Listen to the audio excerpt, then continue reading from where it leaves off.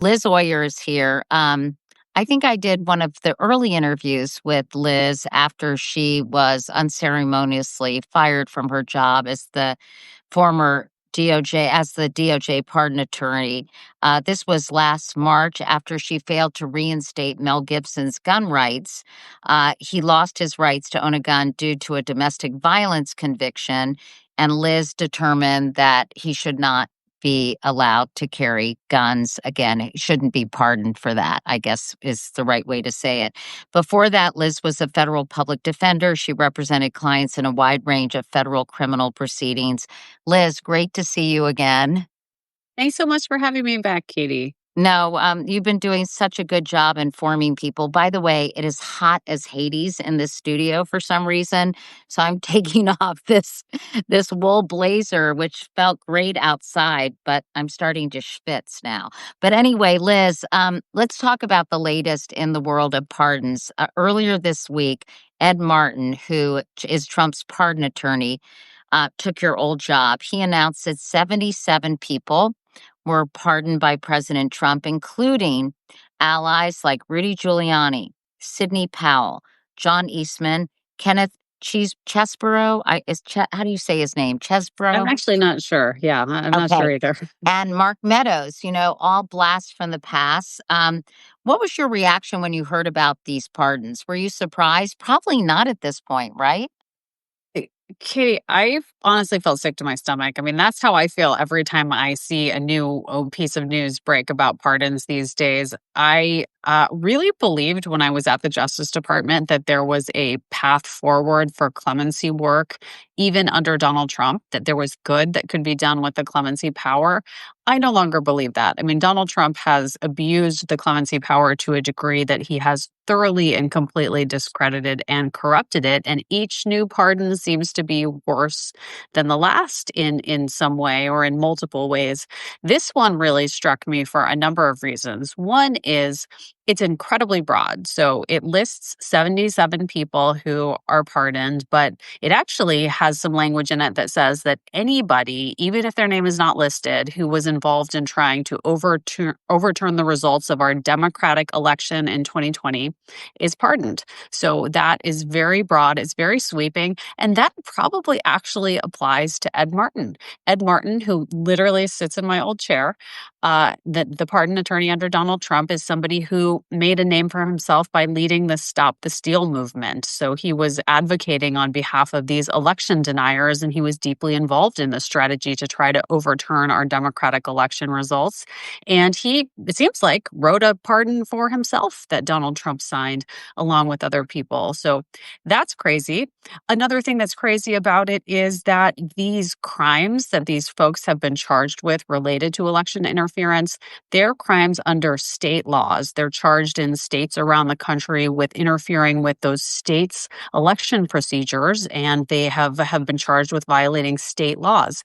The one recognized limit on the president's pardon power in the Constitution is that it only applies to federal crimes, to offenses against the United States is the language the Constitution uses, and it means federal crimes, not state crimes.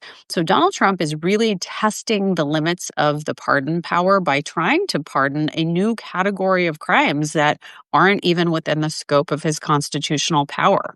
And Liz, is this the first time that he has done this for state crimes? Or, I mean, he's pardoned so many people. Have none of these other folks fallen under this category? That's right. Yep. The pardons that have been issued to date, I mean, there are many that are really egregious for a lot of reasons, but they all do involve federal crimes, not state crimes. If you look at the website for the Office of the Pardon Attorney, which Ed Martin now leads, you can go to the frequently asked questions on the website. It says, can the president pardon a crime under state law? And the answer is no. The Constitution says, no, you cannot do this. Okay, so if that's the case, Liz, I mean, I always think there ought to be a law, but what is the appeal process? Is there anything that can be done, or does the DOJ and you're the guy who replaced you, Ed Martin, do they have the final say? Can anything be done to revisit these decisions or these pardons? Well, I think ultimately the validity of these pardons will be challenged in court. These individuals who are being prosecuted are going to take their pardon paperwork to court and they're going to say, Donald Trump pardoned me. And those courts in those states presiding over those cases will say, well, the Constitution says Donald Trump can't do this. And then there will be litigation in the court about whether Trump can or cannot do this. There's no legitimate basis for the courts to conclude that Trump actually can pardon state crimes.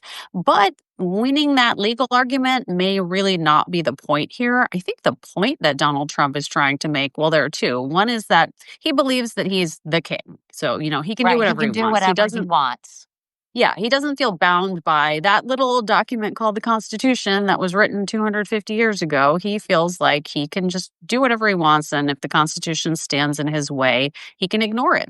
But the bigger purpose here is to send a message to his supporters that he has their back. If you commit a crime in the name of Donald Trump, Trump has your back. He can bail you out with a pardon. And that's the really scary and dangerous part of this. We have another election cycle coming up in a year, and those elections are going to be incredibly contested and important for the future of our country. And Trump is sending a message right now to his supporters. If you interfere with the elections on my behalf, don't worry, I've got you. I can pardon you. And that is a powerful message to send, and frankly, a dangerous message to send given all of the political violence that we're seeing in our country, and the fact that he's also consistent with this pardoned people who've committed political violence on January 6th. So if you take all the pardons together, he's really using them in a very systematic way to destroy democratic safeguards in our country, including free and fair elections.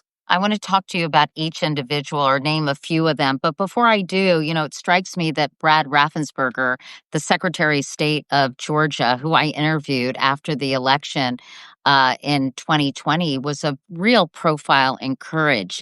Yeah. Donald Trump called him. He recorded the conversation asking for 11,740 votes. I can't remember the exact number, but, and Brad Raffensperger. But Ravensburger basically told him to pound sand, that he Yep. wasn't gonna do that, and you think about how few people have stood up to him, and now, so I wonder what Brad Ravensburger is thinking about all these pardons, and I wondered if we could talk about a few of these people. Rudy Giuliani, who helped lead an effort to pressure state legislatures to reject Biden's victories in key swing states, right? That's Yep. one, and, of course, we all know the former mayor of New York City.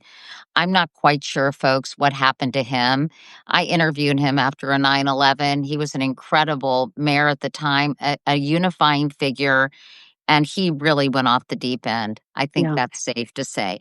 Tell us about John Eastman, what you know about this guy. This was a name, of course, we heard a lot a few years back.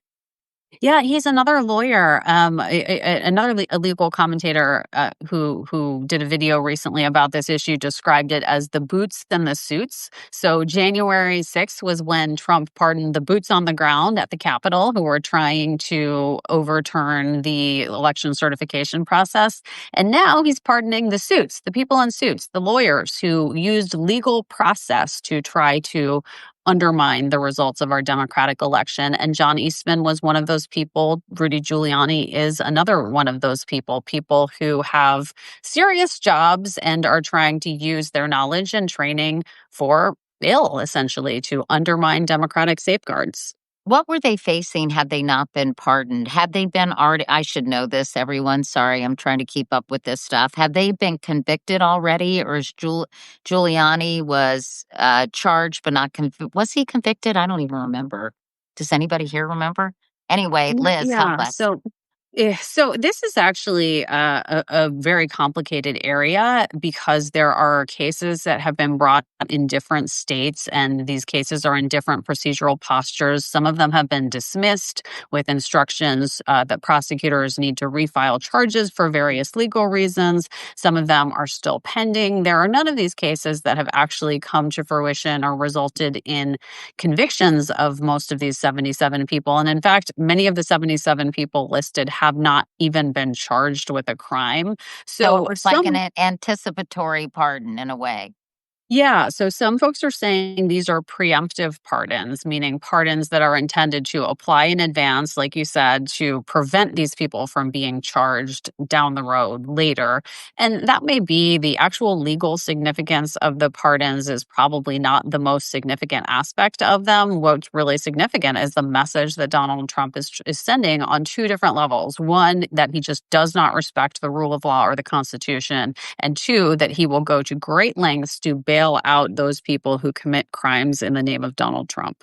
And we should mention just a couple of the other big names. Mark Meadows, of course, he was the White House chief of staff in 2020, a crucial go between Donald Trump and state officials. Sidney Powell, I'm sure we remember Sidney Powell. She was a former Trump attorney who spread conspiracy theories about ballot fraud after he lost the 2020 election. She launched a fringe legal assault on election results in key swing states. So these were some of the really big players in the whole Yeah. Stop the Steal movement, weren't they? Yep, that's exactly right. And these are people that Ed Martin, the pardon attorney, associates himself with. I mean, he's one of them. And it appears that behind the scenes, he was really pushing for this relief to be granted. And as I mentioned, it likely applies to him as well. He has tweeted a couple of times in during his tenure as pardon attorney, "No MAGA left behind." That is his motto when it comes to pardons, is that pardons should be used to bail out MAGA supporters who put themselves on the line in the name of Donald Trump. It's a theme that we've seen throughout the use of pardons, starting on day one of this new Trump administration with the January 6th pardons, and it has continued with some really inappropriate and reprehensible pardons of other MAGA supporters. There's a sheriff in Virginia, an elected sheriff named Scott Jenkins, who was pardoned after he was convicted by a jury of selling badges for cash. He essentially had a cash for badges scam that he was running. He was selling the official instruments of his office to people who could pay for a sheriff's badge because they wanted to use it to get out of trouble that they got into personally. He was sentenced by a judge to 10 years in prison because that judge found that he abused his official office. And Donald Trump gave him a pardon, apparently because he was a big, vocal, outspoken MAGA supporter. Even Republican elected officials in that region of Virginia have said that they think that pardon was ill advised and inappropriate. But, no MAGA left behind is the motto. And there's another one that really jumps out. This woman, Michelle Fiore, who was an elected official in Nevada, who was raising money for a police memorial. So to build a memorial to a police officer who died in the line of duty. And she embezzled the money that she was raising. She stole it and she spent it on plastic surgery. And this woman got a full pardon from Donald Trump without serving a day in prison for that crime. Her restitution, her obligation to pay back the money she stole for the plastic surgery, that was wiped out by this pardon. And the only explanation is that she was a vocal, outspoken booster of the president and MAGA causes. So this is really a theme that has run through Donald Trump's use of the pardon power with the egging on of his pardon attorney, Ed Martin, during his second term. It seems insane because, obviously Donald Trump got a lot of support from police departments everywhere. Yeah. And the idea that she took all this money and used it to pay for plastic surgery, you would think that if he truly was a supporter of the police, as he professes to be, that this would anger him. But I guess his own vanity makes him think, well, she loved me, so I'm going to take care of her, right? Exactly. That seems to be all it takes. All it takes to get a pardon from Donald Trump nowadays is kiss the ring or write a big check. Oh, someone, that's not me, but it must, Julia, is that you?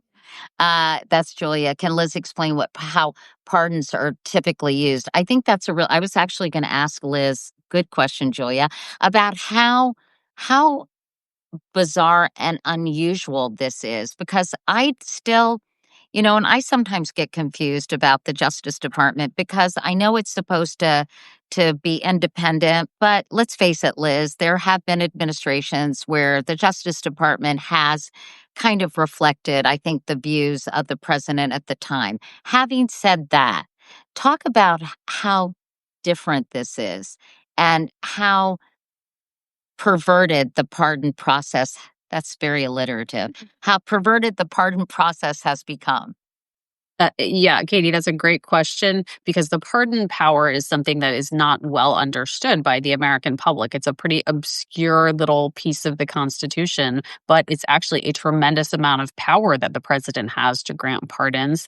The pardon power has always been something that the president has discretion to do whatever he wants with, but the Justice Department has played historically a key role in advising the president about how to use the pardon power to make sure that it's not politicized or corrupted. The way that the Justice Department has done that is they've created an independent office within the DOJ that is not led by political officials. It's led by a career official, historically has been, called the pardon attorney. And that was my job under the beginning of the Trump administration and throughout most of the Biden administration. I was a career appointee, so not appointed by the president, a career official expected to stay on throughout any presidency, regardless of party, et cetera, and advise the president about how to use the pardon power. Now, Donald Trump has obviously fired me, installed Ed Martin, somebody who's a very political, like total political operative, not a serious attorney, as the pardon attorney. So there are no checks anymore, no institutional checks on the use of the pardon power. And this has a couple of results. One, it's resulting in all of these really terrible, inappropriate pardons that Donald Trump is issuing. Two, it means that ordinary people who may actually be deserving of the type of relief that a pardon can provide are being ignored. There are probably about 20,000 applications from regular people who don't have political connections or don't have MAGA ties that are piled up at the office of the pardon attorney that are just being ignored right now in favor of the applications of folks who can either spend $1 million to have dinner with the president at Mar-a-Lago or make a big donation to Trump's political causes or buy his cryptocurrency. Those are the people who are getting pardons now, and regular people who go through the ordinary, long-standing process with the Justice Department are just being ignored. It's really very, very unfair to those regular Americans. Well, it seems to me there have been controversial pardons in the past, right? I mean, a Yeah. handful. Thank you so much. Like I remember Bill Clinton, right? Mark Rich was pardoned. Yep. There were a lot of people, and then they kind of do it on their way out, right? Mhm. Instead of kind of in the middle of their term. But this is a whole different ball of wax, is it not? And It is. It is. talk Yeah. about some of those questionable pardons, because this isn't the first time has happened. This is just the number of them, and the rationale for the pardon, which is highly unusual and really unprecedented, right? Yeah, what has really changed is the rationale as well as the amount of money that's going into it. We're hearing about people who are literally spending millions of dollars to get pardons, and that's a new phenomenon under Donald Trump. It's not supposed to have anything to do with your resources. It's supposed to be about merit. There's actually a lengthy, detailed manual that the Justice Department has in place that lays out what are the criteria to be considered for a pardon. And most of the people Donald Trump has pardoned do not meet any of the established criteria. What has happened in the past is most presidents have used most of their pardons in a way that has been legitimate, but the few that have really been questionable have kind of overshadowed the whole thing, including Bill Clinton's pardon of Mark Rich, who was a major donor who had fled the country and was pardoned when he was essentially on the run from the law. So that was not a good look at all, and that Right. raised a lot of legitimate questions. But there was bipartisan outrage over that at the time. There was a congressional investigation that followed that pardon, and people on both sides were really upset about it. We're not seeing that type of outrage right now over Donald Trump's pardons, which I really just don't understand. Um, and I think what's also being lost is the ways in which pardons have been used for good. President Obama, for example, used the pardon power mostly to reduce the prison sentences of nonviolent drug offenders who had been over sentenced under outdated mandatory minimum laws. And Right. I have been lucky enough to get to know some of the people who've benefited from those reductions in sentence. And they include people who were serving life for crimes that they committed, sometimes at the age of 18, that that didn't actually physically harm anyone. I mean, low-level drug offenses, and these are people who are now back in the community doing extraordinary things who, if not for the grace of President Obama, would die in prison. So the good that pardons can do is being lost in this conversation about Donald Trump's completely corrupt pardons. And unfortunately, there were some bad ones under President Biden too that I think have people on the right saying, well, Donald Trump is justified to do this because Biden did some bad pardons. And you know what?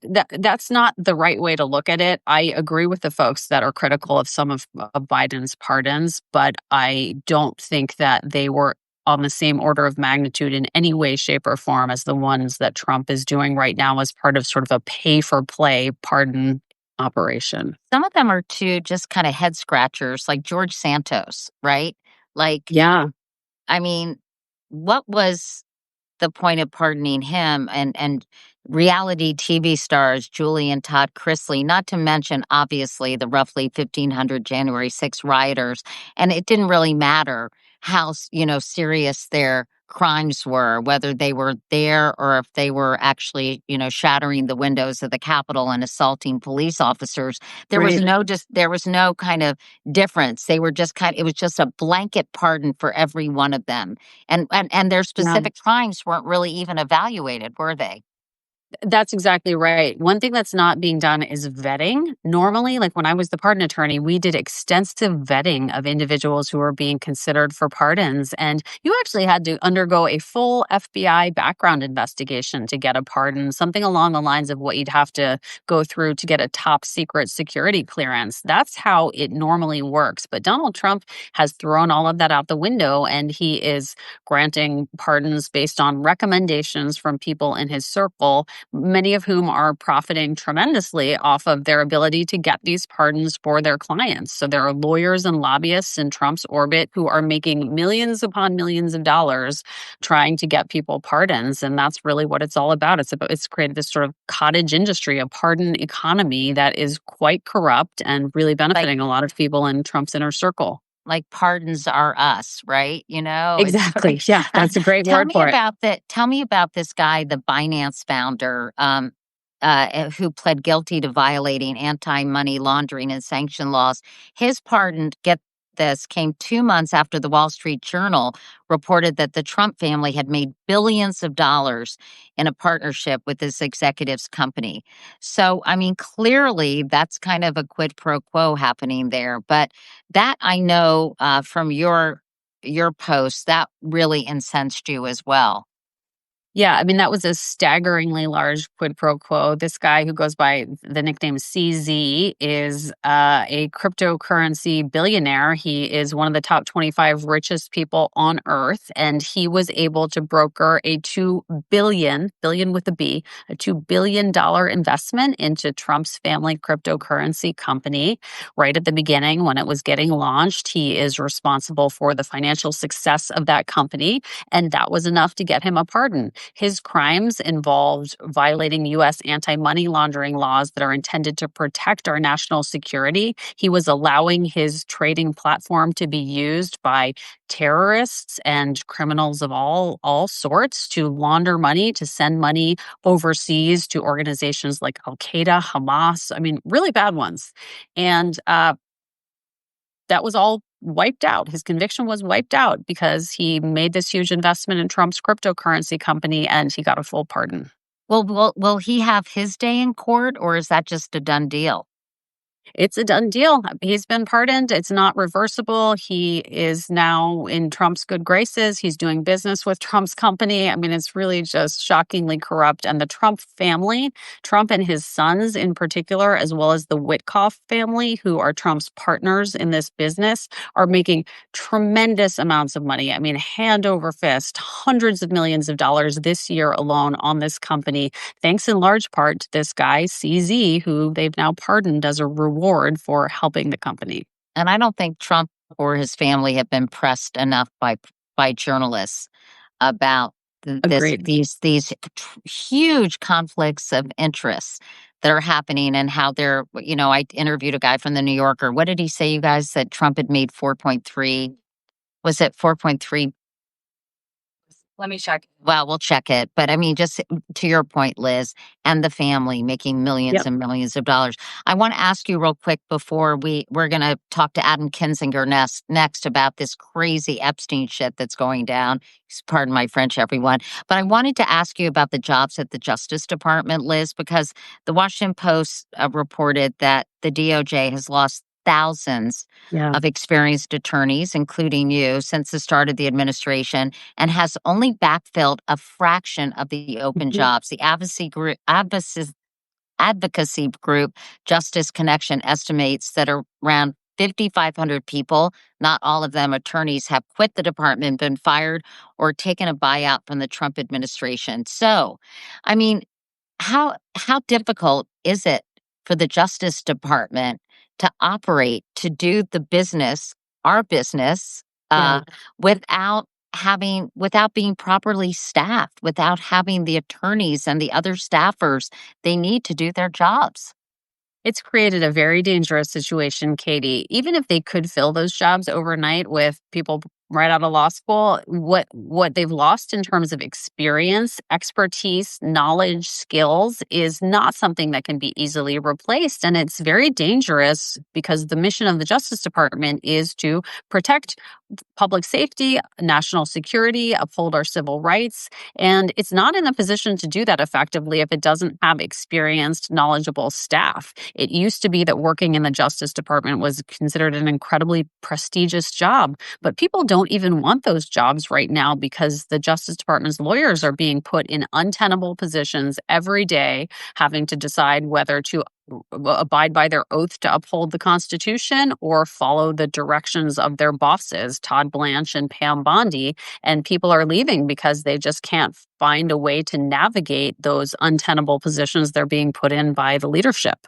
I'm curious if you still talk to, Liz, some of your colleagues from the DOJ and what they're telling you about the environment there and the atmosphere within the department and what it's like. Can you share that with us?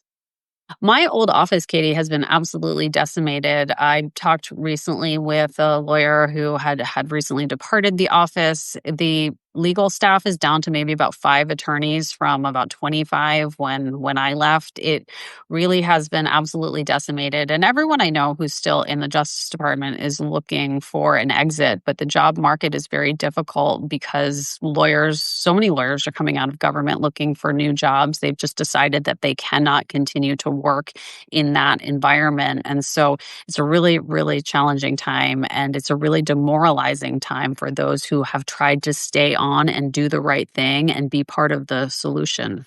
What a big fat mess, Liz. But thank you for all your work. I think you have become such an important voice in helping people understand what's going on. It's so hard to keep track of everything that's going on It is. in the news right now. And I think I speak on behalf of a lot of people. We really appreciate your calm and understandable explanation of what's going on and the people who are being pardoned and the consequences of those pardons. So thank you so much, Liz. Thank you so much, Katie. I appreciate your digging into this issue. And I've done an explainer series on my Instagram about pardons. So if folks want to understand better how the pardon power works or is supposed to work, they can check out those videos on my Yeah. Instagram. It's I highly Lawyer. recommend everybody follow Liz because, as I said, her work has been invaluable. Liz, thank you so much. Thank you so much, Appreciate it. Katie. Talk Good to to you see you. soon. Bye. Okay, now we are going to talk to my friend Adam Kinzinger. Boy, you guys, I can't even keep up with what's going on in this with this Epstein news. Uh, there has been a shitload of developments. I just like saying that because I could never say it on television with the Epstein case. And Adam Kinzinger is a former congressman. I'm sure you all probably know who he is. He's become one of the few Republicans willing to speak out against the Trump administration, probably because he's no longer in Congress. He's written a new piece for a Substack entitled "You Can't Protect Children While Defending a Predator," in reaction to the latest developments in the ongoing Epstein case.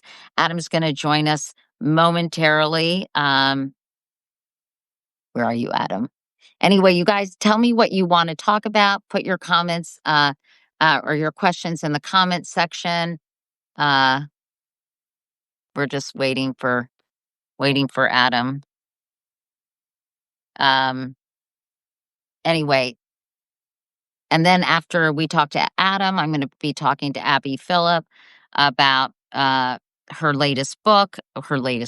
book. I don't know Her if she's first book. her first book about, Reverend Jesse Jackson, and I'm gonna get her take on the government shutdown and whether or not the feeling is the Democrats capitulated, those 8 senators, or if they did the right thing to bring the government back. Resend it. Okay, we're asking him again. I know he's ready because I'm texting with his team. Okay. Anyway, how can I even begin to tell you guys what's happened with the Epstein case? Should I start? uh, I mean, basically, gosh, where do I start? The warden of the prison where Ghislaine Maxwell has been uh, held, and then she was moved to a more comfortable prison. Was she moved to a different prison or just a different prison, right? Uh, oh, there you are, Adam. Hey, Hey, how are you? I'm great. What about you? I thought you were ghosting me. No, never, never. Anyway, my God, Adam, you have to help us understand all the developing news in this Epstein stuff. First of all, I know you wrote your piece. There is no safe corner in this fight. If you care about the ability of our democracy to self correct, if you care about children who were hidden, abused, silenced, then you must refuse the political convenience of, he hates them, so I'll back him anyway. He hates them so because in the end, the only victims who get buried by partisan convenience are the children, and the only side worth standing on is the side of the vulnerable. Do you feel like there will still be those who still use the he hates them, so I'll back him anyway? Who's them? I Who think wrote that this? Anyway, you explain, Adam. well, listen, my biggest thing is maybe we redo the verbiage, but here's the deal. So 30 years of programming people to hate liberals, right? So you think Mhm. about Fox News, you think about um Rush Limbaugh, all that kind of stuff. They have ingrained this hate of the left so much that now if you have somebody that is hating the people you hate, you're connected to them. Why is it that Donald Trump really doesn't stand for anything, but people are so loyal? It's because of that. They see him as hating the people they hate. And right now, with the Epstein stuff, I mean, there is nobody with a straight face that can know what's going on and hear about this stuff and say, well, it's nothing there. I think Donald Trump just called it a hoax again, despite running on it. And why do people love it? Because Donald Trump is taken off the left, and that's what it comes down to. And they are having a really hard time fighting through this right now. Yeah, and I mean, in so many different ways. Let's talk about sort of some of the developments, which I was attempting to do before you joined us. So, Adam, basically, Ghislaine Maxwell was moved to a more comfortable prison, right? Hmm. And then there was all this information that the warden was giving her special treatment. She was getting special dinners. I don't have this in my questions right here, but all these different things that people were doing to make her life easier. They were letting her visitors come and be in a different section, providing them with snacks and all this other stuff. Basically, giving her kind of the royal treatment. She could make phone calls. She was giving the warden correspondence to, and then I mean, it was just so weird. So, I guess there was a whistleblower in the prison, right? And Jamie Raskin Hmm. got involved, and now he's calling for hearings. Just unpack that for us for a moment. Yeah. So basically, and I don't know what specifically triggered it besides, there was all of a sudden this pressure to release the files and that kind of, they said, no, we're not going to do it. And that sparked the whole fury. And then Todd Blanche, who was Donald Trump's personal lawyer and now is deputy whatever at the DOJ, went and interviewed Ghislaine Maxwell and said claims I think they put out some version of a transcript and claims he was just going there because he wants to know more about what's going on in the Epstein case. Anyway, after he speaks with her, she gets sent to this really nice prison. I mean, really nice. I doubt you and I would want to go, but if you have to go to prison, it'd be a place to go. She's getting in essence, concierge service. And there's only one reason. And there's all this rumor that, and then this, what one of the whistleblowers had said is she's fully expecting a commutation. So to have her sentence ended. Now, the question is why? I mean, let's think about who Ghislaine Maxwell is. She isn't just, like the executive assistant to Epstein. She didn't just like make the meetings happen and coordinate everything. She herself was involved sometimes in the She abuse. participated. Correct. She was engaged in these sexual acts with girls, with young Correct. girls. Yep. She is a child rapist. Let's call it Yeah. what it is. And and now for some reason Donald Trump has been on this I need to pardon her. And I think let's just we could go through the arguments either way, but let's just be clear about what this is. I'm sure that she is aware, whether that she was directly told it or whether it was a wink and a nod, that if you hold back and you don't say anything, Donald Trump probably at the end of his term will pardon you or commute your sentence. Period. I Right. I mean, just talked to Liz Oyer about that. yeah, yeah. And so why would Donald Trump do that? Let's keep in mind, he wants to throw everybody and their mother in prison, okay? Everybody he doesn't like, he wants to throw in prison. But he wants to commute the people that have, or pardon the people that have been helpful to him or could be helpful to him. He just pardoned a guy he claimed he didn't know, by the way, who was a cryptocurrency dude that's in cahoots with the Trump kids. The Trumps have made $2 billion on cryptocurrency in 10 months.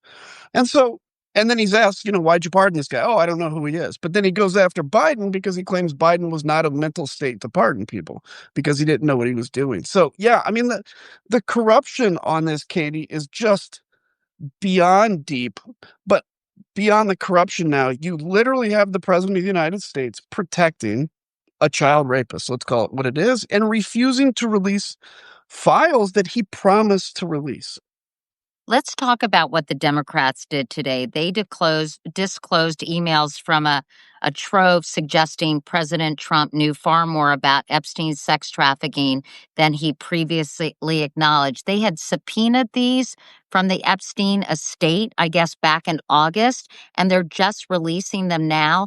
Can you explain why they're doing that and what these emails contained?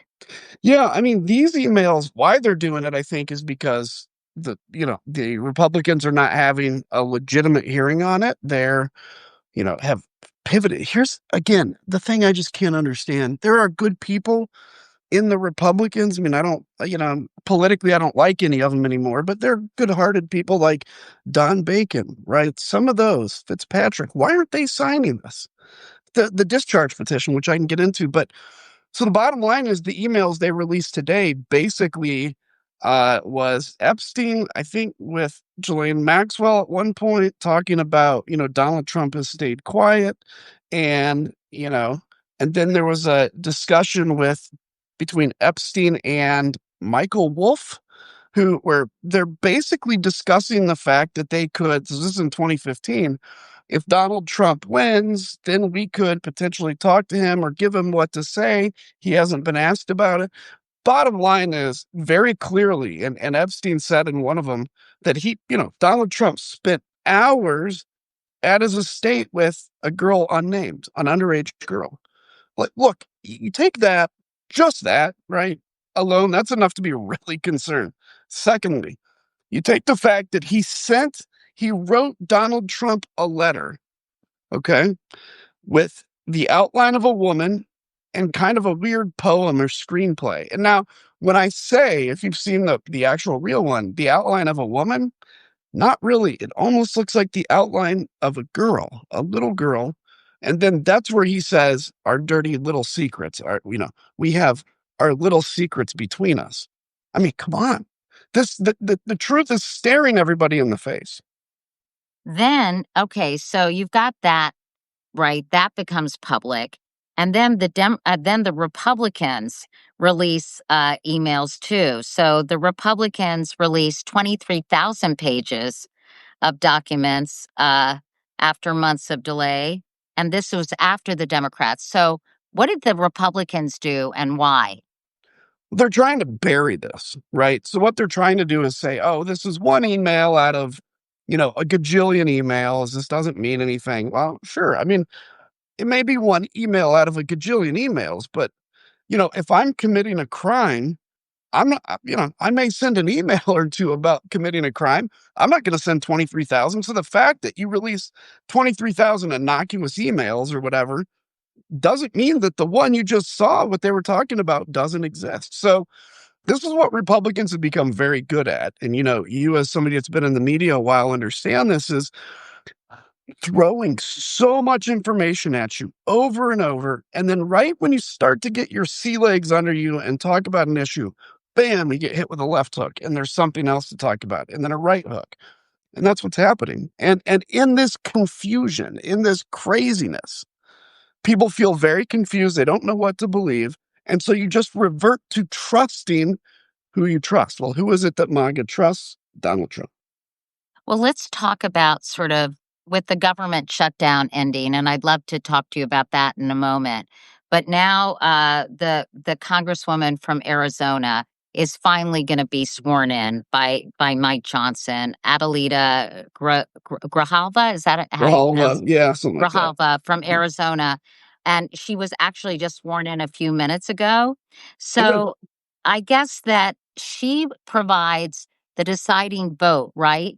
That will allow the House Oversight Committee to have access to the Epstein files. Is that right? Well, not sort of. What she will be is the final vote or the final signature on a discharge petition. So this is a very rarely done thing. I think they might have had one recently because the House is very different than it ever has been in history. I led one of the first ones to happen in 25 years. It was something about export import bank, just a little. But anyway, it's very rare because to sign a discharge petition when you're in the majority is seen as like being a traitor. Okay. Because you're going against your leadership. And so obviously the minority party will sign discharge petitions, but they never get to 218. What is a discharge petition? When you get to 218 signatures, it forces this process in place that eventually this thing comes to the floor for a vote. So they will have an up and down vote. Now, I don't know if that up and down vote is specific to the House, like, now the Oversight Committee has X, Y, and Z, or if it's just a demand to release it. I should know that, but I don't. But bottom line is the White House is panicking. I mean, Donald Trump is personally calling Lauren Boebert and Nancy Mace. Why? Why? Why does he care? Well, I think we know. Yeah, and they're two people who crossed the aisle Yeah. and signed the discharge petition, right? Yep. They have. And Nancy Mace is running for governor of South Carolina. She's had a lot of interesting issues lately. Um, so there's pressure on her. Lauren Boebert, evidently, and the White House admitted this today, she was called by President Trump to get off the discharge petition. And look, why did they not swear Grijalva in when the government was shut down? We know why. Because they didn't want her to sign the discharge petition. They bought 7 more weeks. And during that 7 weeks, they were working the phones to try to get some of these Republicans off the discharge petition. Now, ultimately, do any of them? I don't know the rules if they have 218 now, if anybody can withdraw their name or not. I don't know if that changes it. But the bottom line is they worked hard for this. And why are you working so hard against something that you shouldn't have to fear? And if you do have to fear it, then ultimately, Mike Johnson, you're defending a guy involved in whatever way, right? I'm not making a specific, but in whatever way, with a known child sex trafficker. So quit, Republicans, watching your DVD documentaries about sex trafficking and getting angry when you're protecting one. And look, I mean, what? It would be unfair. Well, no, it wouldn't be unfair. It would be different, though, except that the Republicans and Donald Trump, for the longest time, accused all Democrats of being pedophiles. That was Right. their fallback line. So guess what? Here we are. Well, you think about Pizzagate, right? And that there's just this sex sort of part of MAGA that is Yeah. really, really obsessed and kind of fixated and under the impression that everyone's a pedophile, right? Yeah, I mean, look, I mean, look, if there is pedophilia, let's take it on. That's part of the reason I want the Epstein files released. But no, I mean, bottom line is they used that because they thought they could pin it on Democrats. When it boomerangs back, they all of a sudden go silent. Now, I know that Republicans today on the House Oversight Committee said on X that the victim that the email exchange referred to in the Democratic tranche of I guess emails or whatever was Virginia Roberts Giuffre, and she was 16 when she was recruited at Mar-a-Lago by Ghislaine Maxwell when she was a spa attendant there. So that seems to be unclear, but that's kind of a convenient thing to say, isn't it? Because Virginia Giuffre in her book said Donald Trump did nothing wrong, right? Yeah. Yep. Yeah. I mean, yeah, it's convenient. Is that really her name or not? I don't know. I'm sure Democrats know the name, so you would probably hear differently. But that's the thing we got to keep in mind too is like there are real victims here and like real people that are victims. Let's also think about, let's say Donald Trump, and I'm not accusing him of doing anything with her, but certainly he knew, right? Certainly, if you're spending any time with a girl under 18, that's kind of weird. And so that's what's like, regardless. I'm not making accusations that Donald Trump engaged in XYZ. We don't know, but we know that he was very close to somebody that we know did that. And for Republicans to defend it, I don't know how they can look at themselves in the mirror, but I also didn't know how they could look at themselves in the mirror after January 6th. I mean, that's true. And what about the pressure that they're putting on right now on Marjorie Taylor Greene and Nancy Mace and Lauren Boebert? As you said, they're kind of freaking out. Trump is calling them repeatedly, which clearly feels like methinks he doth protest too much, right? Yeah, Something yeah. that is really terrifying for him for this stuff to become public. So, can you imagine the pressure that they're feeling right now? And do you think that they will respond to that pressure by, if they can, taking back their vote? I hope not. I mean, each of them kind of have staked a lot on signing this discharge petition. Can I say something though, really quick, which is, guys, Marjorie Taylor Greene has not found Jesus. She's not changed. She's playing a game, right? Either she is becoming who she really was and she lied about it, or she's putting on a front. Either way, let's support her in this though.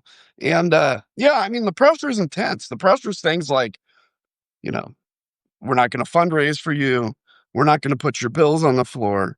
And trust me, as a guy that did this, when you turn against MAGA, um, it costs, it hurts. But in this case, I think MAGA, the base is sitting around. There are probably some that are hardcore, super hardcore Trump that are like, we'll defend him. But I think there's a lot of people sitting around going, this is weird. Something's going on here. And that's why Donald Trump is so scared of it. What about Democrats that might be implicated with all these, files? I mean, there's some pretty high ranking Democrats Yeah. who are rumored to have befriended and spent time with Epstein. I mean, can you talk about that and just sort of the impact not only on Donald Trump and whether Republicans are going to continue to stand by their man, but also just on a lot of other seemingly distinguished people. You and I aren't going to name names, but we've heard them being floated. And I mean, this could be really devastating for so many people. Yeah, it could be. And look, let's say this, if Donald Trump was not in the Epstein files, which by the way, he had the FBI count how many times he was named, right? So that was a whistleblower that said that. Um, but if Donald Trump wasn't in it, do you guys think he would be hesitant to release these files if it was just Democrats? Of course not. He would do it in a Yeah. second. But yeah, I think if this comes out, and they do have to make sure that, if it's like, John Johnson had dinner with him once. Well, that doesn't make John Johnson a trafficker.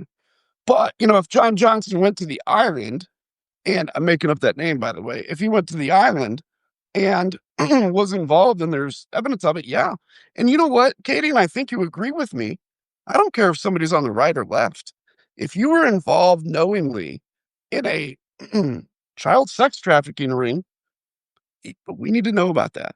And so, yeah, some Democrats may come down on this too. And by the way, Ghislaine Maxwell has asked for her sentence to be commuted. Is that a rumor or is Yes. that just, huh? It's being reported, but we don't know for sure. But if somehow she is pardoned and released, don't you think a lot of people are going to go apeshit at him? Yeah, I do. I do. And I hope so. And I hope it's more Republicans than we're hearing from now. Look, he's been talking about pardoning P. Diddy. He just pardoned again a cryptocurrency guy that his kids are in business with, pretends like he doesn't know him.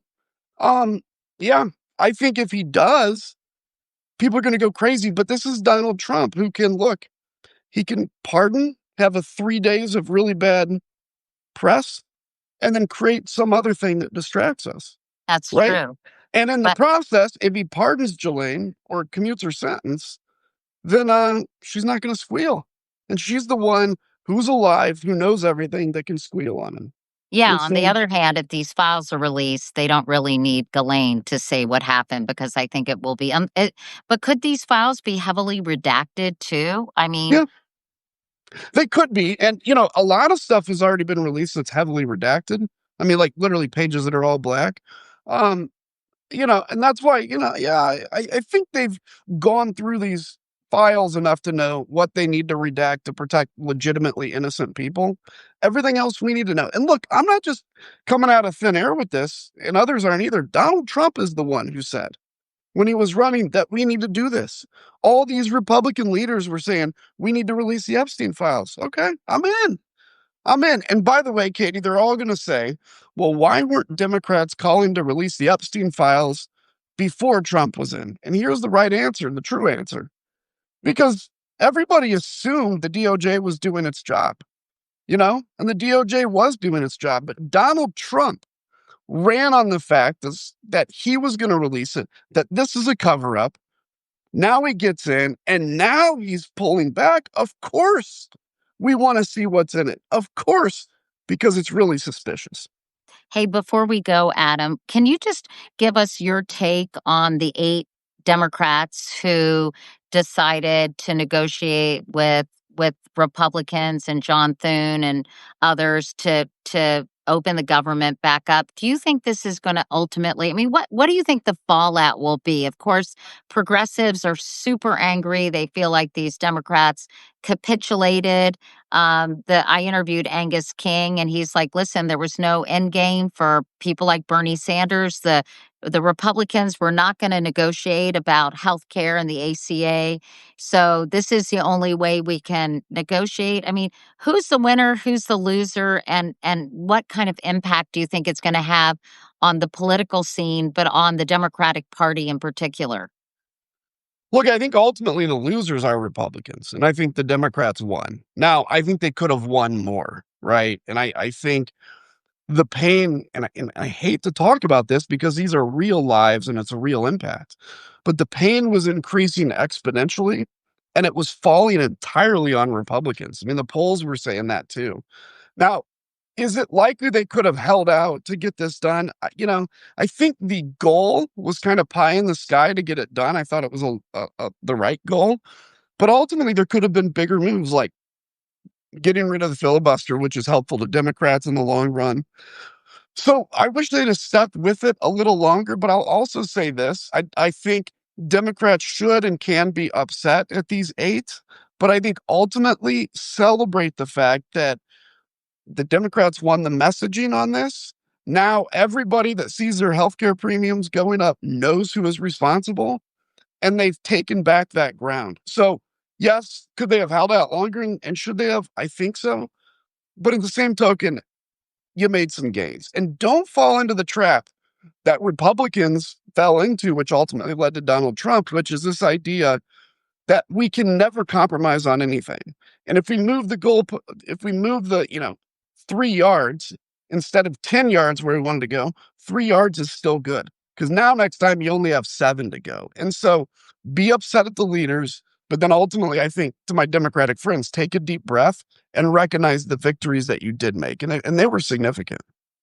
And you don't think the messaging will change now that this has happened and the Democrats were the ones to reach out to the Republicans?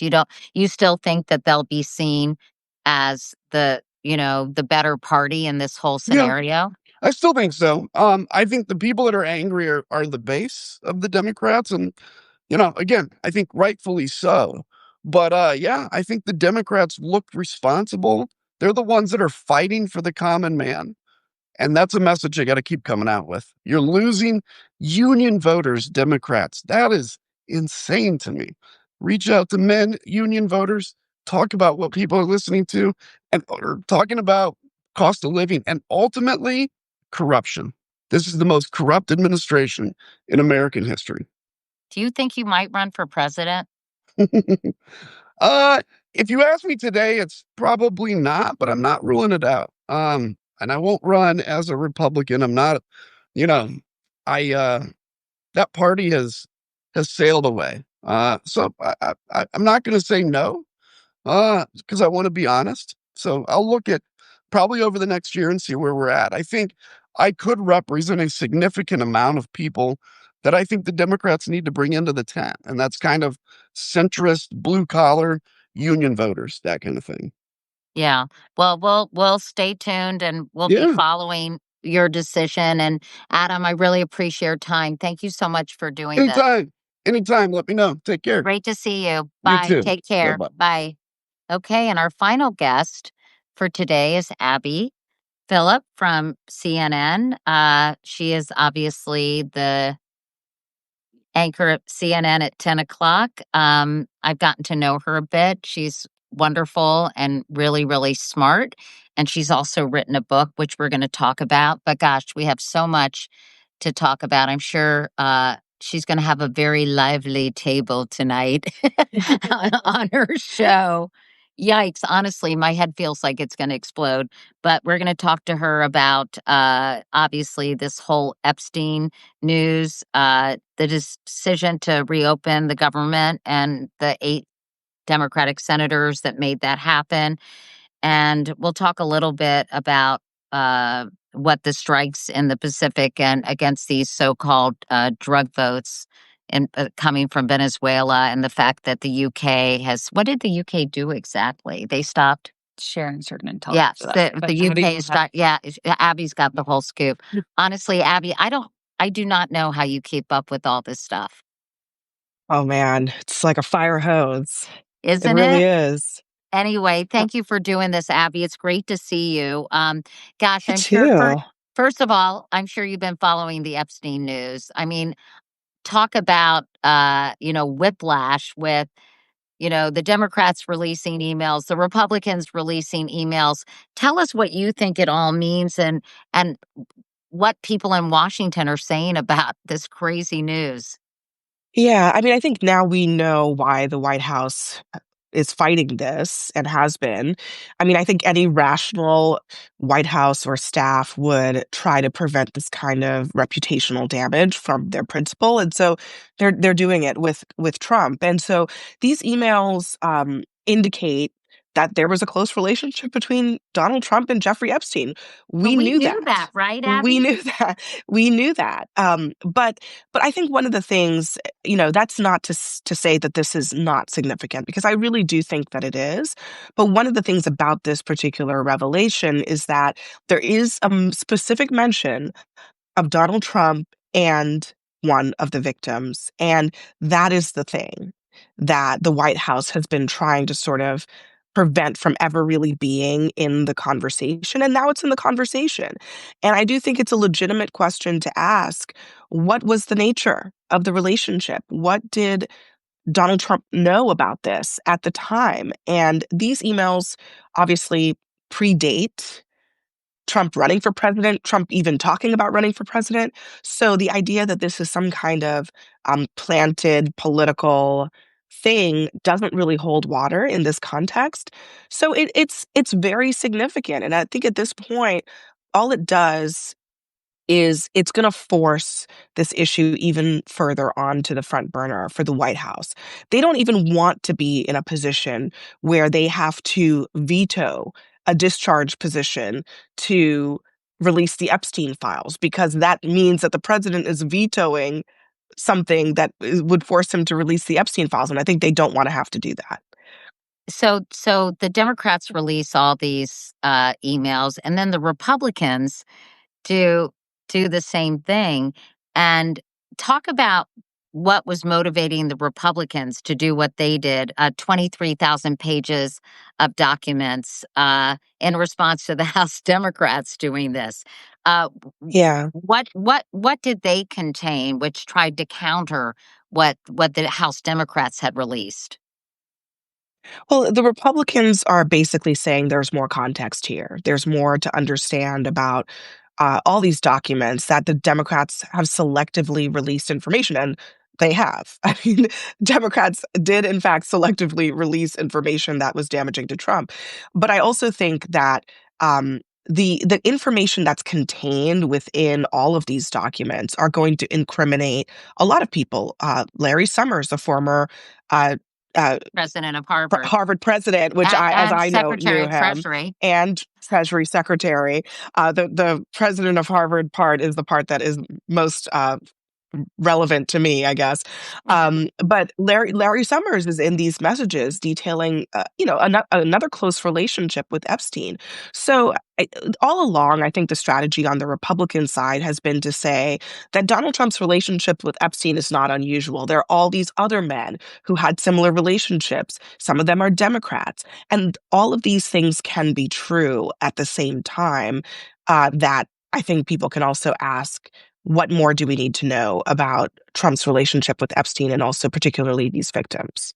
Yeah, what do you think about the fact that Trump is, like, panicked and trying to get Lauren Boebert and, Nancy Mace to I guess would be rescind their vote, right, Abby, to Yeah. push these forward because finally the Arizona congresswoman has been sworn in and she was gonna provide the final vote, and that's why people were saying Mike Johnson didn't wanna swear her in, until he absolutely had to. So talk about kind of the dynamics that are going on there. Yeah, and Adelita Grijalva, just as she was sworn in like the last hour or so, she reiterated that uh, she will use her vote to release the Epstein files. And Lauren Boebert also comes out of this meeting with the White House saying, "I haven't really changed my mind on this." I do And that think meanwhile, Nancy Mace is apparently unreachable or something. Shocker. She's had a rough go of it these last couple of weeks. So, look, I think Nancy Mace is a bit of a wild card in this because she has been fashioning herself as a crusader for victims of Right. abuse and things of this nature. And I think she wants to make a statement that she is fighting for these women. I think similarly, Lauren Boebert has kind of picked up this mantle and said she wants to release these files. I think the White House is fighting an uphill battle here. The very fact that this meeting occurred is kind of a red flag. I mean, it's a red flag about how concerned they are.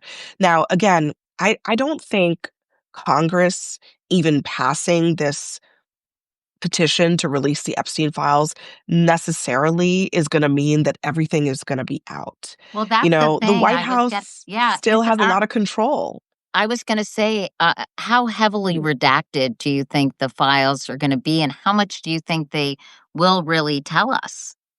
Well, even before we get to that point, Katie, I don't even know that the files will even be released because they passed this discharge petition.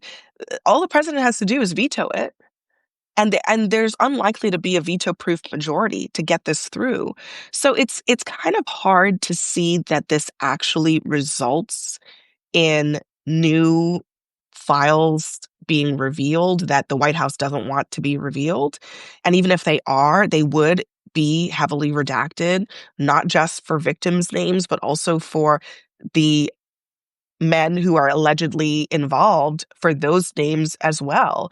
They can choose essentially what they want to release. And so I do, but that being said, it that's not the reason. I mean, they are still concerned, even though there are other roadblocks to these files being released, and that's because it it looks bad for President Trump to have to step in and say, "I will not release these files." Remember, the narrative from the Trump administration and the Department of Justice has been that they can't release them in order to protect the victims. So if they then block them in order to protect Trump, it really undermines that argument. And remember, this is an argument that is most salient to Donald Trump's base that has been, pushing for this for years. And so I think it creates a political problem that they don't want to have. But I thought the victims actually were supportive of having these released. I mean, they've come out publicly, they've held press conferences, they've done interviews. So They isn't that are. a specious argument by the DOJ that somehow they're protecting the victims? Absolutely. And I think that the victims have said very clearly they want more information released, not less. And on top of that, I mean, there are ways to protect the identities of these victims while also releasing the files. Now, that being said, Katie, I do think there are a lot of other legitimate arguments for not just wholesale releasing the files, including that the people who are named in the files are not accused of a crime. And when you release information that paints people in a negative light and they don't have the opportunity to contested, I think there are definitely some ethical concerns around that are legitimate. But I will note that the White House and the Department of Justice, they're not making those arguments. And it very much seems that a lot of this is geared toward protecting Trump's reputation, even though he, like everybody else mentioned in these files, hasn't been accused of any crimes. There's no, hard evidence of wrongdoing. I think there's the risk of reputational damage that they think is incredibly high, and they're willing to do quite a lot to prevent that from happening. Abby, let's talk about the weird Michael Wolff of all of this, right? Mm. So, Michael Wolff, can you explain to folks watching who he is and how he gave Epstein a heads up and basically said, what did he say? Hold on, I have this somewhere. Oh, Michael Wolff in 2016 wrote to Epstein, "There's an opportunity to come forward this week and talk about Trump in such a way that could garner you great sympathy and help finish him. Interested?" That is very interesting because Michael Wolff has written um, at least one, but multiple books about Trump, books that actually Trump figures over the years have participated in to varying degrees. And he's obviously not well liked in Trump world, but I think that there was a sense that if you don't talk to him, the book's going to get written anyway. So they did. And the comments from Epstein to Michael Wolff are basically about Trump being crazy, essentially. Right. Um, yeah. And so, I mean, I don't know. I mean, I think that this is the part where I think it is more. Uh, I think the Trump folks would have more of an argument to make that there's a motive here to damage Trump specifically in these conversations with Michael Wolff. But I don't think that's the case with the interactions, the emails between Ghislaine Maxwell and Jeffrey Epstein that preceded that by quite a lot of time. Another Michael Wolff quote, "I think you should let him hang himself. If he says he hasn't been on the plane or to the house, then that gives you valuable PR and political currency. You can hang him in a way that potentially generates a positive benefit for you. Or if it really looks like he could win, you could save him generating a debt." Of course, it is possible that when asked, he'll say Jeffrey is a great guy and has gotten a raw deal and is a victim of political correctness, which is to be outlawed in a Trump regime. It's very bizarre that Michael Wolff is Yeah. giving Jeffrey Epstein advice on how to quote unquote bury Donald Trump or how to use him for his benefit. Totally. And even that idea of a debt, I think, to be frank, Katie, that goes to the heart of some of the theories about the Epstein scheme, which was there that a lot of the scheme was about powerful people being involved in this and their involvement being used as blackmail against them. And so Michael Wolff is actually kind of alluding to that pretty directly. And again, he considers himself to be a journalist, although I think that this would obviously call that into question significantly. But that is speaking right to the heart of what many people believe to be the influence scheme that was behind Epstein, all these powerful people being involved in him, and the use of secrecy, the island, the plane, etc., in order to entrap people in reputational debt, if you will, that they owed to Epstein, and he used it against them. So lots of questions here. Yeah. Yeah, there are a number of times, Abby, I'm sure you've read this, when Epstein cast judgment on Trump in the emails. Counsel, does that mean Epstein's lawyer, you guys, Kathy Rumler? I don't, we don't know, but that's all right. Counsel Yeah. Kathy Rumler wrote that Trump was, quote, so gross. And Epstein replied, he is worse in real life and up close. Another time, Yeah. Epstein writes that he knows how dirty Donald is, given the evidence of their connection. Um, Ha ha I mean, how is the administration gonna get away with concealing these files? It's just gonna Mm. I guess maybe they think it looks really bad if they're released and really bad if they're not, but less bad if they're not. Less bad if they're not, for sure. I mean, I think the strategy of this White House on a number of fronts, not just this, but a lot of things, is that they go all the way to protect Trump, even if the thing that they're protecting him from may or may not be that bad. And I'm not saying that this is not that bad. I'm just saying that I've seen them use this playbook when it comes to things that are where Trump actually really hasn't done anything wrong, but where they try to protect him at all costs, which actually raises people's sort of spidey sense that, what, is he hiding something? So that's kind of their MO. But in this case, I do think that Trump specifically, um, like, I think he thinks he knows that this is problematic. I think he is personally very concerned about what this type of information says about him. And I think he's willing to do quite a lot to prevent it from being out at this point, including, I mean, as everybody knows, I mean, the extraordinary nature of sending the deputy attorney general to go interview Ghislaine Maxwell from prison, essentially, and then the fact that she was then moved to a lower security prison as a result of that interview, seemingly. Uh, I think that we gloss over how extraordinary that was, but that is an extraordinary step that is taken by an administration to try to get ahead of a story that they think is incredibly damaging to the Well, president. now you have this new development where there's a whistleblower within the prison saying the prison warden was giving Ghislaine Maxwell all kinds of really grossly inappropriate preferential treatment. I'm just going to read a couple of these things because I mentioned them in an earlier interview, but Ms. Maxwell's meals have been customized and prepared by federal prison camp staff and then personally delivered to her in her cell by longtime federal employees. When Ms. Maxwell wanted to arrange a private meeting with visitors, including members of her family, the warden personally arranged it for her and then provided a special cordoned off area for visitors to arrive, as well as an assortment of snacks and refreshments for her guests.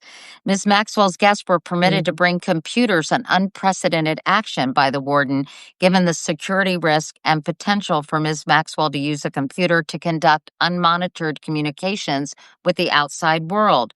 When the phone lines went down for other inmates at the camp, Ms. Maxwell provided specific instructions about exactly which Bureau of Prison personnel her contacts should call and how those BOP personnel would then connect to relay the call to Miss Maxwell. When she wanted to review and edit documents quickly, she essentially used Warden Hall as her personal secretary and administrative assistant. Miss Maxwell's correspondence would email documents directly to the warden, who would provide them to Miss Maxwell, who would then review and edit them and provide them back to the warden to scan and provide to the. I mean, it's insane.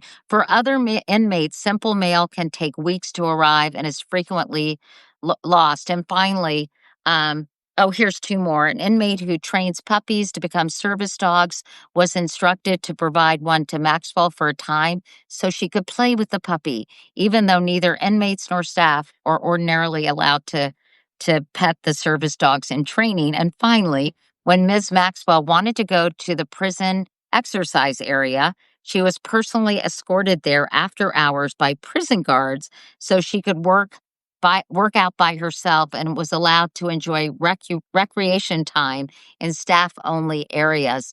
I mean, this is frigging crazy, right? I mean, so clearly they had gotten orders from, this deputy The deputy attorney general. thank you, the deputy Yeah. attorney general, and were kind of bending over backwards to accommodate her. There's a whistleblower. He sends all this to Jamie Raskin. Now there's going to be hearings on that. Something tells me this Yeah. prison warden is going to get canned pretty soon. Yeah. Well, yeah. I mean, who knows? Because there was once a thing as whistleblower protections, but those are definitely being eroded in this administration. But yeah, I mean, I think these allegations are obviously very serious. But the other day we had on one of Ghislaine Maxwell's other attorneys, who's actually a regular on our show, Arthur Idala, and he didn't speak specifically to this, but I asked him. I was like, did she get moved because she gave them what they wanted, which was information that was not incriminating to Trump. And he was like, all I can say is, you wouldn't even sit down for an interview like that unless you knew that you were going to get something on the other side of it. So the benefit to her has been so clear. And the Bureau of Prisons rules for her being moved from the prison that she was in to the one that she's in now actually prohibit people with her offenses from being moved there. So there are a lot of violations happening, but no one to really stop them.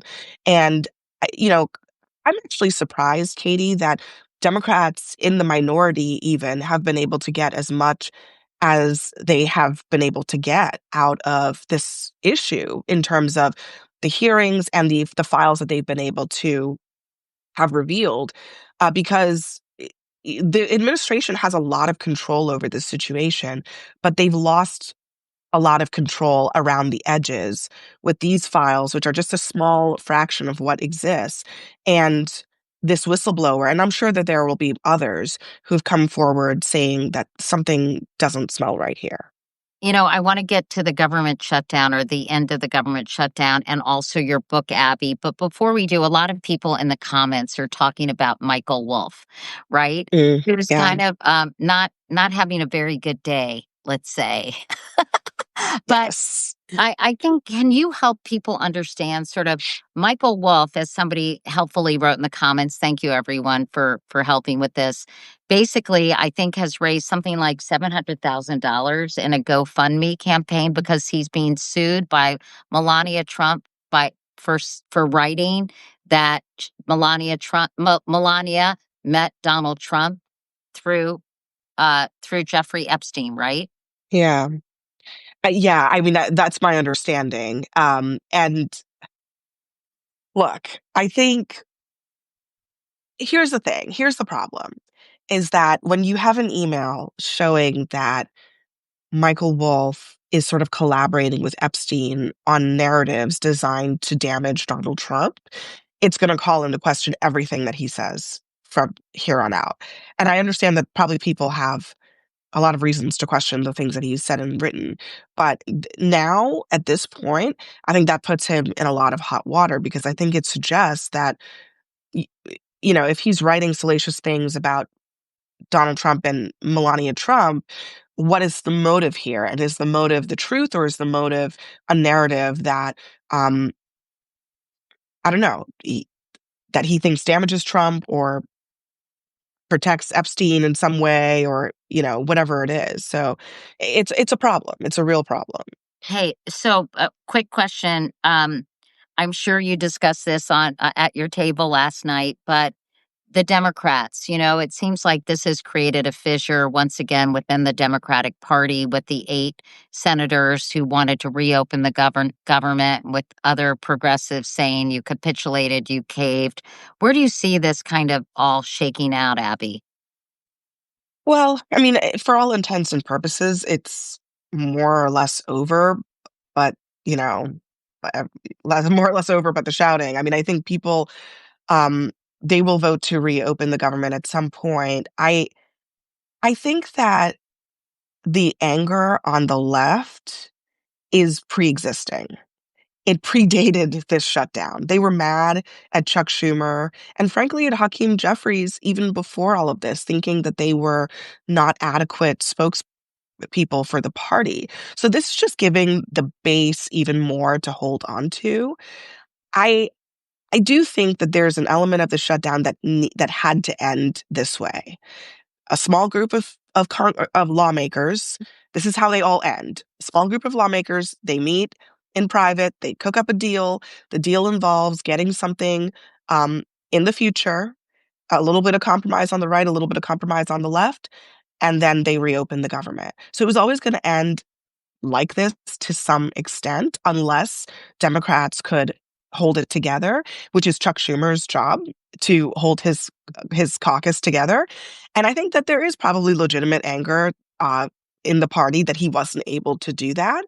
But at the end of the day, I think that what happens in Congress doesn't matter. But that anger that is on in the base is probably going to be the fuel for the midterms. It's what's going to help them to organize themselves going into this next midterm cycle, which is actually kind of what they need. So there is actually an argument to be made um, that they lost this shutdown fight, but that they figured out an organizing principle that gets them into the next cycle. And that plus the off-year election results that we had this past Tuesday helps give Democrats a little bit more momentum than they had previously. But yeah, I mean, are they in love with Chuck Schumer? No. But have I heard any actual sitting senators say that he must go? No. And I think that's partly because there's a sense that right at this moment, it doesn't really matter. That's a battle that can be fought in January of 2027 if they Yeah, have the it'll Senate be majority. interesting what happens with healthcare and the Affordable Care Act, and Yeah. if this is going to put a lot of pressure on Republicans now to figure out come work something out with the Democrats and to extend these benefits. Well, this is the hard part. I mean, they have to I mean, Republicans have failed to come up with a plan to replace Obamacare for 15 years. And what I mean, it's broken. If it's broken, as they say, what are they going to do to fix it? And I think that's been the hard part for them. And now they're going to be forced, I think, to reckon with that. Let me talk. I know you don't have a ton of time, and I want to talk to you about your book about Jesse Jackson. And I know you've been on a book tour, Abby. It's called "Dream Deferred: Jesse Jackson and the Fight for Black Political Power." It's about his legacy, how he reshaped the Democratic Party, and in many ways paved the way for the election of Barack Obama. I'm so interested in how you came to or how you decided to write a book about Jesse Jackson. Yeah, I mean, the book is about what Jesse Jackson's political chapter was and what it meant, what its significance was, and also what its relevance is today. Because I think that there's a lot about what he ran on and how he ran that I think is actually being emulated right now particularly in Democratic politicians, but not even just in Democratic politicians. I think that we are in this populist political moment that really echoes what Jesse Jackson's campaigns were about. And the populism is on both the right and on the left. And there is a sort of open question in the book, which is about whether or not the Democratic Party in particular, which he ran inside the Democratic Party, but whether the Democratic Party in particular can learn lessons from his campaigns. When we see figures like Bernie Sanders and AOC, they are candidates who are kind of running in a Jesse Jackson mold of politics. In fact, Bernie Sanders told me for this book that his campaigns of 2016 and 2020 picked up where Jesse Jackson left off. And so what remains to be done is there really a candidate who can actually run on a unifying populist message that also appeals to this sort of diverse Democratic Party that currently exists, that, Now, by the way, Jesse Jackson helped create? not only can they run though, Abby, can they win? I mean, Can they win? Yeah, that's the big question because Jesse Jackson, obviously was not successful. yeah, Bernie Sanders ultimately was not successful. Who knows how the Democratic Party is changing?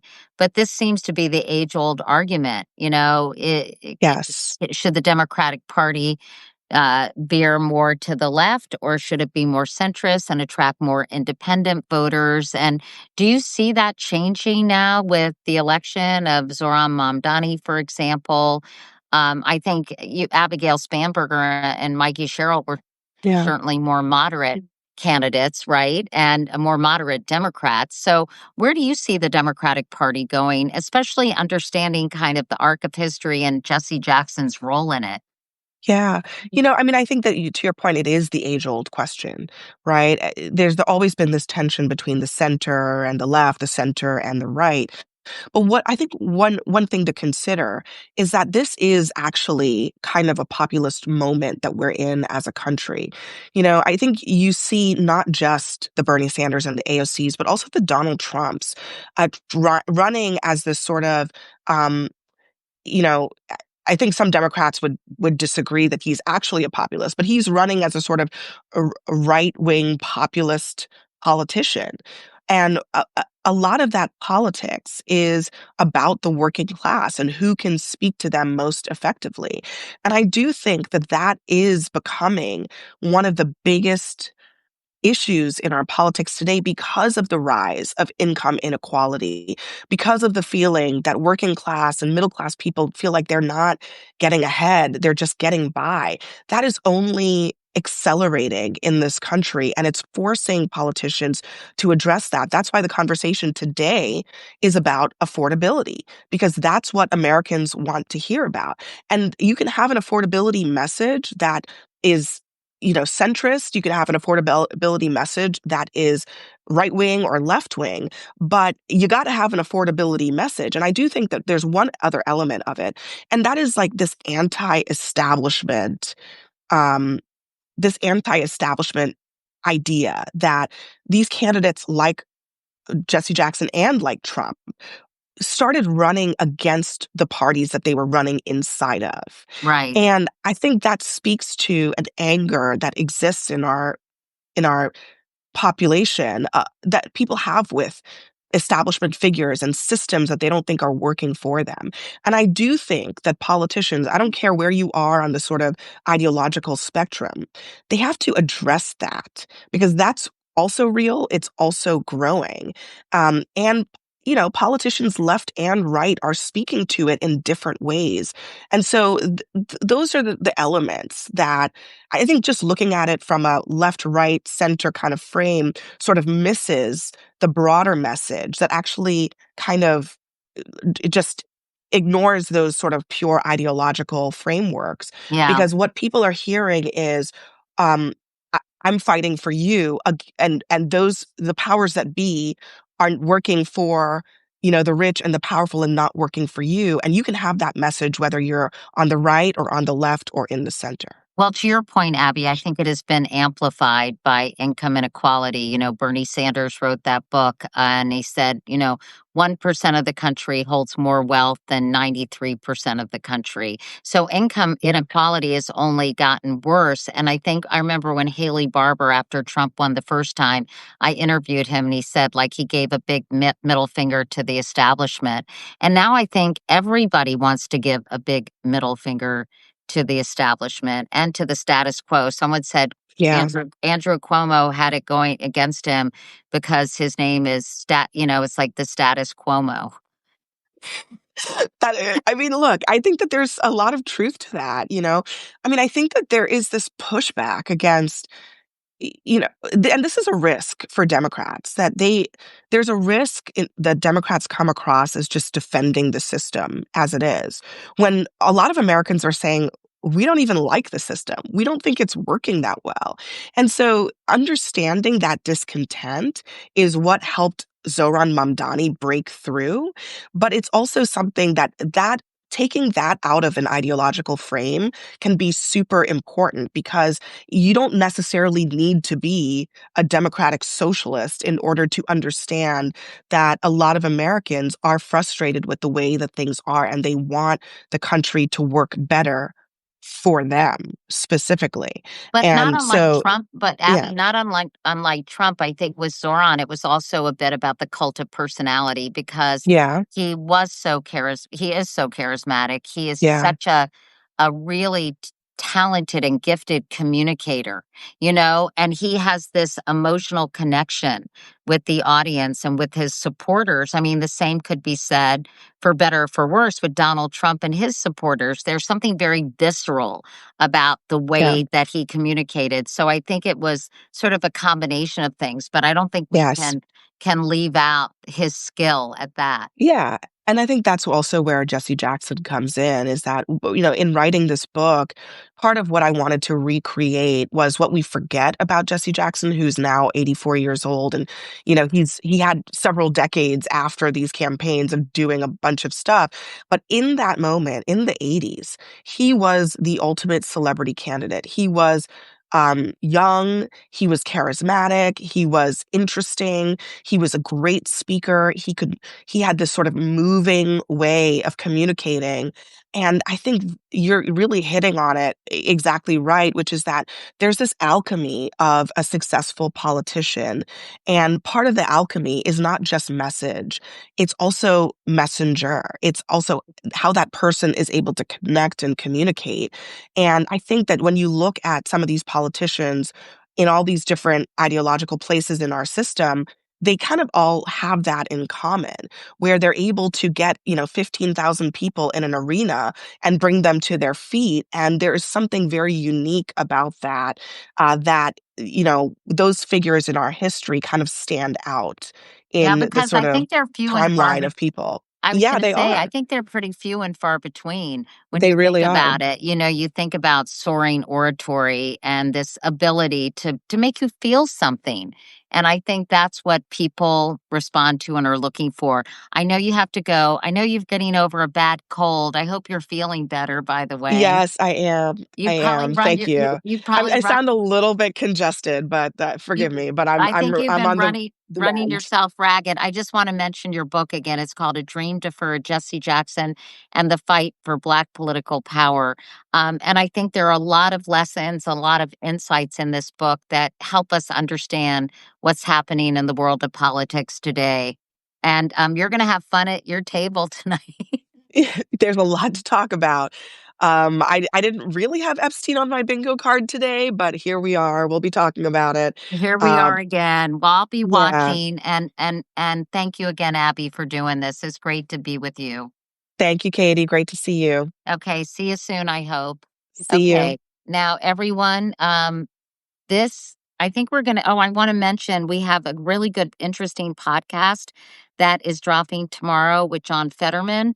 John Fetterman, wrote a book also called Unfettered. I was gonna say fetterless, but unfettered.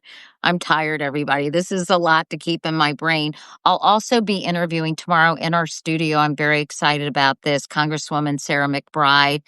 I got to know her when I did a documentary a few years back called Gender Revolution, or Changing Notion of Gender Identity in this country, and what was causing it and the impact it was having. And boy, we have a lot to catch up on because things have changed so much. I just want to, before we go, encourage everyone. I know people are hawking you guys all the time, but if you could become a paid subscriber, we're going to do it at a little after show for paid subscribers only. This helps support the work we're doing. I can't just have these people pop up on these Substacks. We have to book them. We have to do, oftentimes, talk to their staff. We have to do research. My incredible team helps prepare questions. We have conversations. So, I could never do it without them. So if you feel so inclined and want to support this work and you appreciate what we're doing, what we're trying to do, really trying hard to do, I would really be grateful if you'd be a paid subscriber. So we're going to do a quick after show now, but for you paid subscribers, aren't you lucky? And thanks so much for watching, those of you who are just subscribers. And I'll be right back. Thank you. Bye, everyone.